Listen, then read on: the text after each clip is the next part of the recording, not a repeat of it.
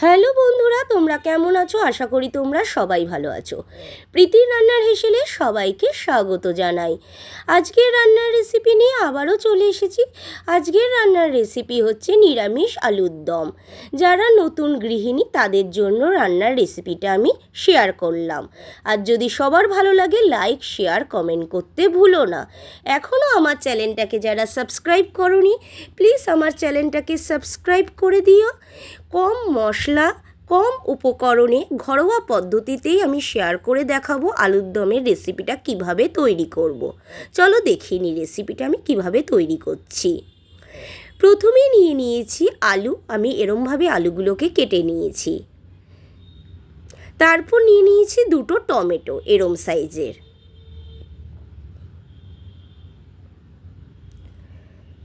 তারপরে দিয়ে দিয়েছি কড়াইতে জল। জলটা আমার হালকা গরম হওয়াতে আমি আলুগুলোকে দিয়ে দিচ্ছি সেদ্ধর জন্য। এখানে আমি আলু 80% সেদ্ধ করব, আর 20% রান্নার সময় সেদ্ধ হয়ে যাবে।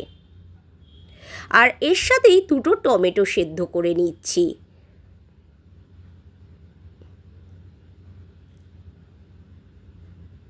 দিয়ে দিচ্ছি পরিমাণ মতো নুন। এটা 15 মিনিট হতে দেব। 15 মিনিট পর ফিরে এসেছি। দেখো আমার আলুটা কিন্তু সেদ্ধ হয়ে গেছে, আর টমেটোটাও সেদ্ধ হয়ে গেছে।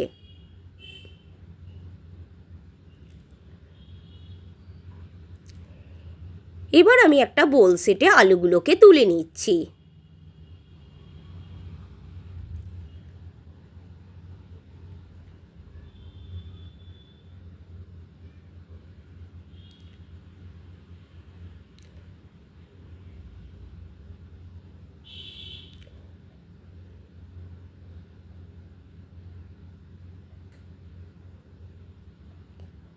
এবার বোল সেটের মধ্যে আমি দুটো টমেটো নিয়ে নিয়েছি, সেদ্ধ করা টমেটো। এবার চামচ দিয়ে টমেটোটাকে খোসাগুলো আমি ছাড়িয়ে নেব। এটা যেহেতু একটু গরম আছে, আমার হাতে ধরতে অসুবিধা হচ্ছে, তাই জন্য আমি আপনারা ঠান্ডা করেও ছাড়াতে পারেন।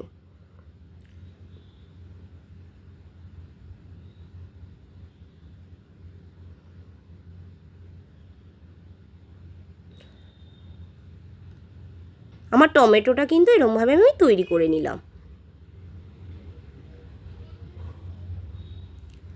তারপর কড়াইতে তেল দিয়ে দিয়েছি। এবার আলুগুলোকে দিয়ে দিচ্ছি ভাজার জন্য।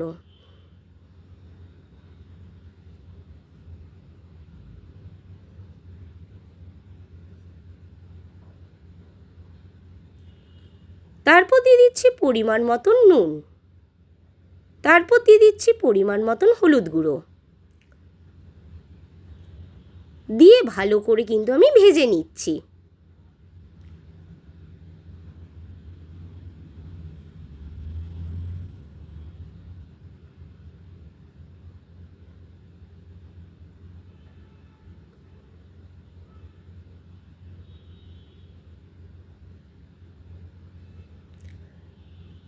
আলুটা কিন্তু আমার ভাজা হয়ে গেছে। এবার আমি একটা বোল সেটে তুলে নিচ্ছি।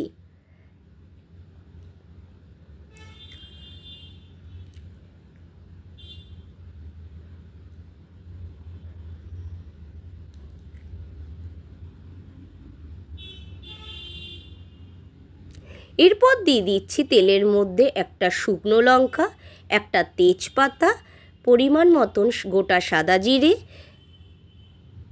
লবঙ্গ, এলাচ, দারচিনি দিয়ে ভালো করে একটু নাড়িয়ে নিচ্ছি মশলাগুলো।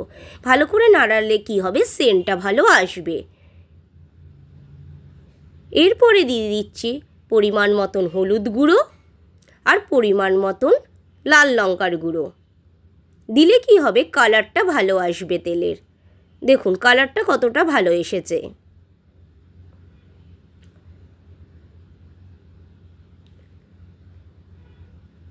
এরপর দিয়ে দিচ্ছি গ্রেট করে রাখা আদা কুচি।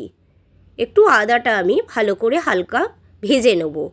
ভাজলে কি হবে, আদার সেন্টটা ভালো বেরোবে।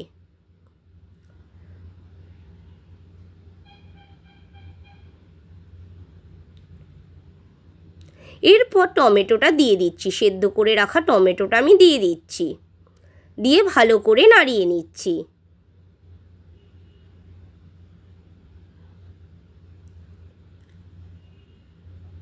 এরপর একটার পর একটা আমি মশলাগুলো দিয়ে দিচ্ছি। প্রথমে দিয়ে দিচ্ছি হলুদ গুঁড়ো, তারপরে দিয়ে দিচ্ছি কাশ্মীরি লঙ্কার গুঁড়ো,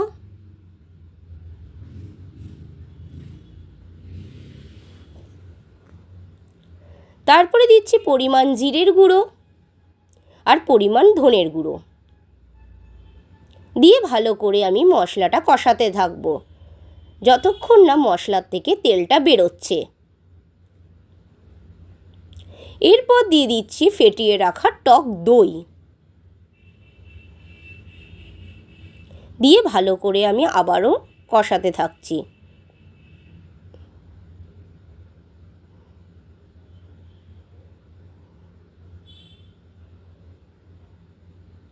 এরপর দিয়ে দিচ্ছি পরিমাণ মতন চিনি। দেখো মশলা থেকে কিন্তু আমার তেলটা বেরিয়ে এসেছে।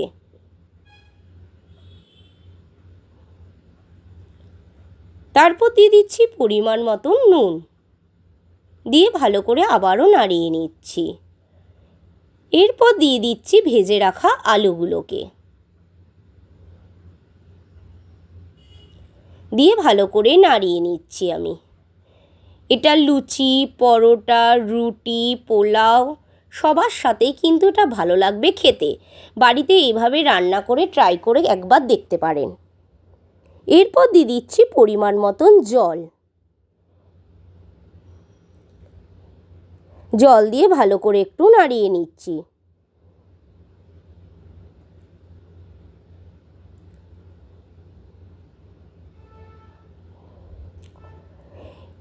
এবার এটাকে 7 মিনিট হতে দেবো, ঢাকনা চাপা দিয়ে দিচ্ছি। 7 মিনিট পর ফিরে এলাম, ঢাকনাটা তুলে নিচ্ছি। দেখো আলুর দমটা কিন্তু আমার রেডি হয়ে গেছে। এবার উপর থেকে আমি একটুখানি ধনেপাতা দিয়ে দিচ্ছি কুচি, দিয়ে ভালো করে আবারও আমি হালকা হাতে নাড়িয়ে নিচ্ছি। রান্নাটা কিন্তু আমার রেডি হয়ে গেছে। গ্যাসের ওভেনটা অফ করে দিয়েছি। কেমন লাগলো কমেন্টে অবশ্যই আমাকে জানাতে ভুলো না কিন্তু বন্ধুরা।